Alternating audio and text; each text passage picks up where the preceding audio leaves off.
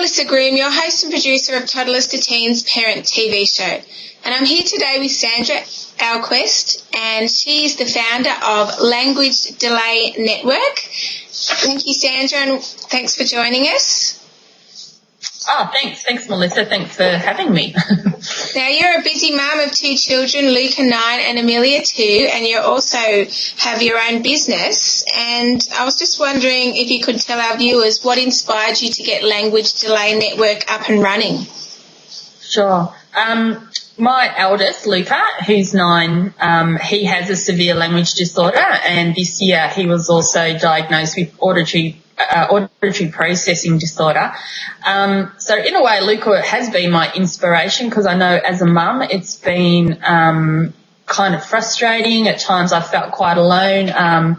He's had his language disorder from a toddler age, so it's been actually just going through is he going to grow out of it? What will happen next? And of course, you then take them to school, and that unravels a whole load of other information you need to be aware of. So, it was going through my journey and thinking, well, how could, if somebody had have told me some of the steps along the way, it would have been so much more helpful just where funding was concerned or what I needed to be aware of. There's a whole lot of school jargon and so forth. And, so I thought, well, with my marketing background and looking for opportunities more to work from home, I kind of learnt how to build a blog, and I started it as a blog, and from there I gained interest, and a lot of people that are coming along really are enjoying the information I'm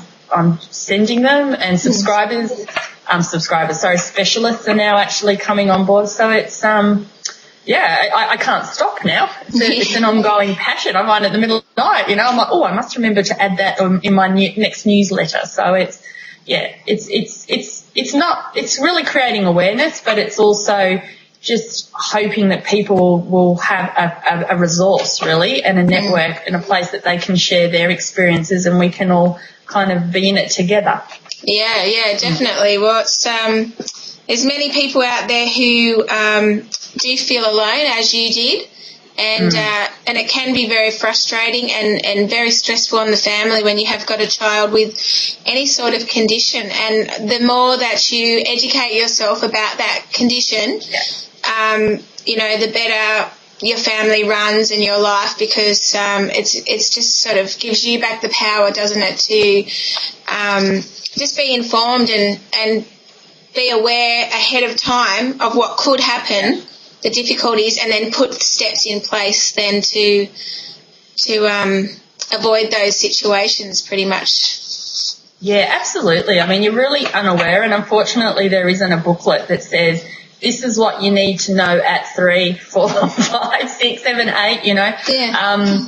And not that I'm trying to put that book together, but it's just, if I can help a few people to come to the site and think, God, that's exactly how I'm feeling at the moment. Oh, that's great. So I can go to Centrelink and I can get that help and advice, or I can just go and see a speech pathologist. My doctor keeps telling me it's okay, and that was exactly my situation. My GP kept going, oh, he's slow, he's a boy, that he'll catch up, And, Luca basically couldn't hear very much at all. And he was 3.5 before we even got that rectified. So, his inability to communicate was just through not hearing properly. And, I suppose I sensed it. I knew mum's tuition, and God, mum's out there, so follow that intuition, but I kept going, I'll leave it a few more months. And we were having hearing tests, and the hearing tests were clearly he couldn't hear.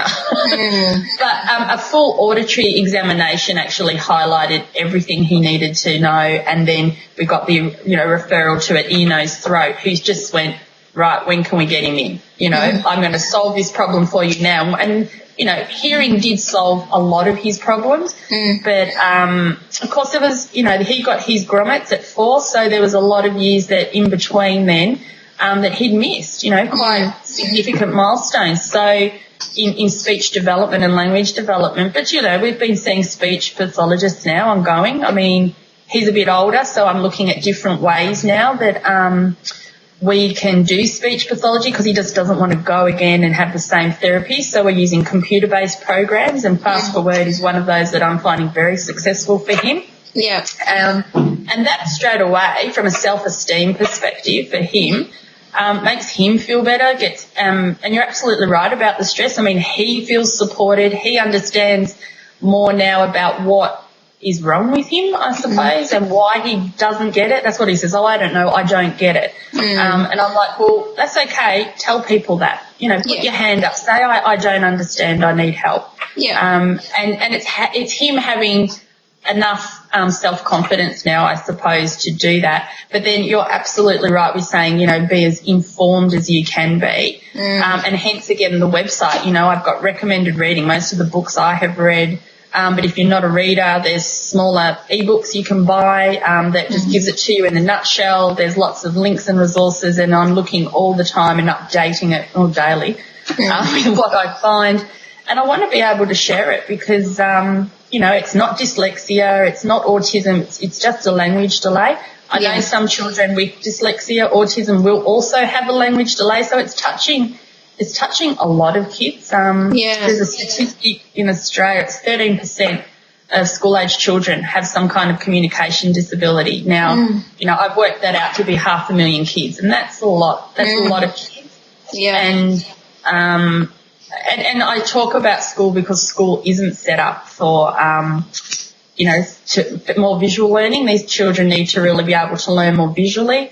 Yeah. And, you know, school is about verbal learning. Once they sort of get out of those pre-primary years, it gets a whole lot harder for them. But it doesn't have to be. I mean, we're investigating ideas and ways all the time of how we can help Luca in the classroom change. Sometimes it does mean, unfortunately, changing the curriculum slightly. I mean, he can't do maths in a straight line.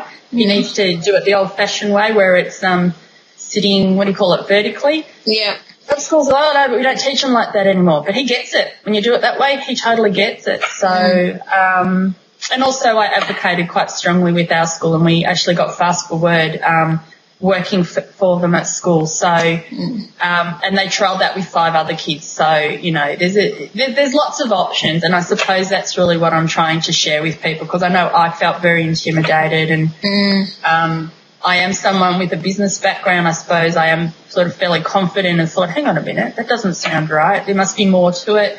There are associations. Children with a Disability in Victoria have a book out called Positive Parenting. No, not Positive Parenting. Positive Education, I think it is. But anyway, it's a free booklet. I downloaded that. I download everything, as you can see. My whole life's online, busy mum. Yeah.